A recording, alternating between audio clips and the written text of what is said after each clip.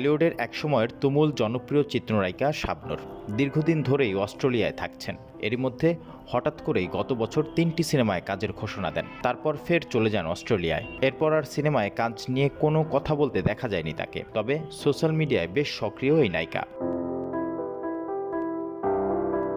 সম্প্রতি নতুন রূপে ভক্ত শুভাকাঙ্ক্ষীদের সামনে হাজির হলেন এক সময়কার জনপ্রিয় এই নায়িকা। ফেসবুকে নিজের কয়েকটি ছবি পোস্ট করেছেন। তাতে সাদা ও সবুজ রঙের সালোয়ার কামিজে দেখা গেছে তাকে। এই অভিনেত্রী ক্যাপশনে লিখেছেন, নতুন বাস্তবতাকে আলিঙ্গন করে হাসি মুখে সামনের দিকে এগিয়ে যাওয়া। শাবনূরের এমন ক্যাপশনে এটা স্পষ্ট জীবনে নতুন কিছু হতে যাচ্ছে, আর তারই ইঙ্গিত দিচ্ছেন তিনি। আর পোস্টে মন্তব্যের ঘরে প্রশংসা করছেন শুভাকাঙ্ক্ষীরা। এদিকে নির্মাতা চয়নিকা চৌধুরীর মাতাল হাওয়া সিনেমায় কাজ করার কথা থাকলেও তা শুরু করতে পারেনি শাবনূর। গত বছরের 11ই ফেব্রুয়ারি আরাফাত হোসাইনের রঙ্গনার মহরতে উপস্থিত ছিলেন তিনি। সেখানে এখনও ভালোবাসি নামের আরও একটি সিনেমায় কাজ করবেন বলে জানান। তখন শুটিং শুরু না করেই হঠাৎ অস্ট্রেলিয়ায় চলে যান। জানা যায় একদম পরিপূর্ণ ফিট হয়ে তবেই শুটিংয়ে ফিরবেন।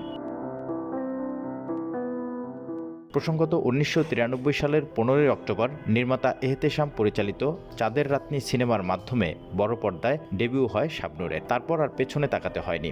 ধারাবাহিকভাবে সুপারহিট সিনেমা উপহার দিয়েছেন। প্রয়াত চিত্রনায়ক সালমান শাহর সঙ্গেও হয়ে উঠেছিলেন জনপ্রিয় এক জুটি, যা এখনও দর্শক হৃদয় নাড়া দেয়। 3 দশকেরও বেশি সময়ের ক্যারিয়ারে অসংখ্য সুপারহিট সিনেমা উপহার দিয়েছেন শাবনূর। এর মধ্যে উল্লেখযোগ্য স্বপ্নের ঠিকানা, প্রেমের তাজমহল, আমার প্রাণের স্বামী, ও প্রিয়া তুমি কোথায়, ভালোবাসি তোমাকে, আনন্দ অশ্রু, বউ শাশুড়ির যুদ্ধ, হৃদয়ের বন্ধন ও মোল্লাবাড়ির বউ।